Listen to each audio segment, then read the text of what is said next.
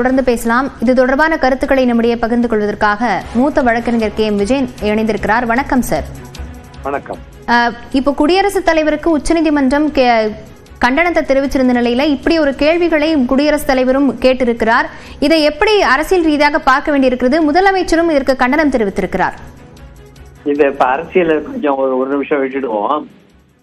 கான்ஸ்டிடியூஷன்ல அரசியலமைப்பு சட்டத்துல என்ன சொல்லிருக்குன்னு பார்த்தாக்கா, ஒரு உச்ச நீதிமன்றத்திற்கு ஒரு வழக்குல தீர்ப்பு கொடுக்கறதுங்கிறது பைண்டிங் பிரசிடென்ட், அதாவது கட்டுப்படுத்தும் தீர்ப்பு.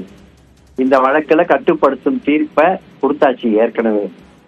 அப்புறம் பிரசிடென்ட்டுக்கு ஏதாவது சில சட்ட விளக்கங்கள் தேவைன்னா பிரசிடென்ட் ஒப்பீனியன் அப்படின்னு கேட்கறது 143வது பிரிவுல இருக்கு.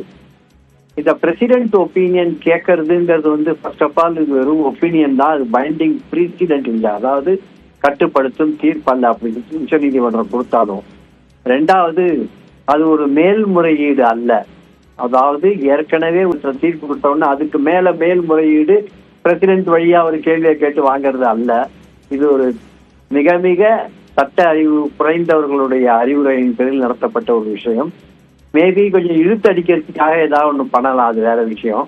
முக்கியமான விஷயம் என்ன அப்படின்னு சொன்னாக்க, பிரசிடென்டினுடைய குடியரசுத் தலைவனுடைய அதிகாரம் வெறும் ஒப்பீனியன் தான் கேட்க முடியும்.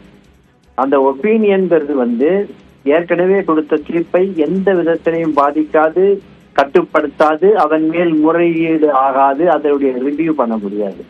அதுதான் இந்த சட்டத்தினுடைய பொசிஷன். சார், 143 பிரிவு பத்தி சொல்லியிருந்தீங்க. அதே போல 142 பிரிவு என்ன சார் சொல்லுது? 142வது பிரிவுங்கிறது இந்த interest of justice supreme court சில சமயங்கள்ல எக்ஸ்ட்ராவா சில விஷயங்கள் கொடுக்கலாம். அதாவது உதாரணமா ஒரு வழக்கு விசாரணைக்கு வருது, அந்த வழக்கு விசாரணை தீர்ப்புல தப்புன்னு சொல்லிடுறாங்க. ஆனா அது 20 வருஷம் கழிச்சு வருதுன்னா அதுக்கு முன்னாடி நடந்த விஷயங்கள்லாம் சிலது இருக்கும், இல்ல பணம் வாங்கி இருந்தது, டாக்ஸ், அதெல்லாம் திருப்பி கொடுக்கறதுனா அது பெரிய ப்ரொசீஜர் ஆகும் இல்ல. அதனால டு கிவ் கம்ப்ளீட் ஜஸ்டிஸ், அதான் வார்த்தை அதுல போட்டிருக்கு. முழு நியாயம் வழங்குவதற்காக உச்ச நீதிமன்றம் ஒரு தீர்ப்பை வழங்கும் பொழுது சில துணை அம்சங்களை சொல்வதுதான் 142வது. திரு கே. விஜயன், அதே போல குடியரசுத் தலைவர் கேள்விகளை எழுப்பியதோடு மட்டுமல்லாமல் 5 பேர் கொண்ட குழுவையும் குடியரசுத் தலைவருக்கு பதிலளிப்பதற்காக அமைக்கவிருக்கிறார்கள் என்ற முடிவும் எடுக்கப்பட்டிருக்கிறது. இதனை எப்படி பார்க்க வேண்டியிருக்கிறது?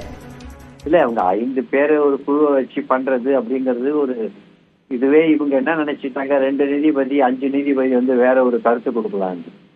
5 நீதிபதி வேற ஒரு கருத்து கொடுக்க மாட்டாங்க. ஏன்னா அது மேல்முறையீடு இல்லைன்னு நான் ஆரம்பத்திலேயே சொல்லிட்டேன்.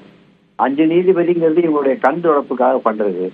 நான் எந்த ஒரு குறைந்தபட்ச அரசியலமைப்பு சட்ட அறிவு இருக்கிறவங்க கூட இதெல்லாம் இது எல்லாம் இதுக்கான முறை. இதுல குடியரசுத் தலைவருக்கு கொடுக்கின்ற கருத்தின் மூலம் ஏற்கனவே கொடுக்கப்பட்ட தீர்ப்பெல்லாம் மாற்ற முடியாது, இந்த கருத்துகள் அவசியமற்றவைன்னு கூட சொல்லலாம்.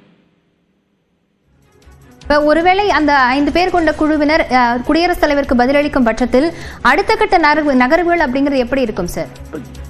அந்த நான் ஏற்கனவே சொன்ன மாதிரி அந்த கருத்து it is not a binding president, அது கட்டுப்படுத்தும் தீர்ப்பு, அது வெறும் ஒப்பீனியன் தான். அதனால இப்ப ஒன்றும் பெருசா அடுத்த கட்டத்துக்கு பயப்பட தேவையில்லை. ஏதாவது ஒரு வம்புக்கு ஒரு இழுத்தடிக்கும் வேலைன்னு சொல்லுவாங்கல்ல, அதுக்காக ஏதாவது தோத்து போனது தெரியக்கூடாது, இல்ல தோத்து போனதுக்கு புறம்பா ஏதாவது பண்ணணும்னு நினைக்கிறதுக்காக ஏதாவது ஒண்ணு செஞ்சுட்டு இருப்பாங்க. ஏன்னா அதிகாரம் இருக்கிறதுனால இது மாதிரி ஒண்ணு அனுப்புன்னு சொன்னா பிரசிடென்ட்டுக்கே தனி உரிமை இருக்கு. அந்த மந்திரி சபை சொல்லி இது மாதிரி ஒரு பேருக்கு கேட்டு அனுப்புங்கன்னா கேட்டு அனுப்புவாங்க. அவ்வளவு நிச்சயமாக இணைப்பில் கருத்துக்களை பகிர்ந்து கொண்டமைக்கு நன்றி திரு கே. விஜயன்.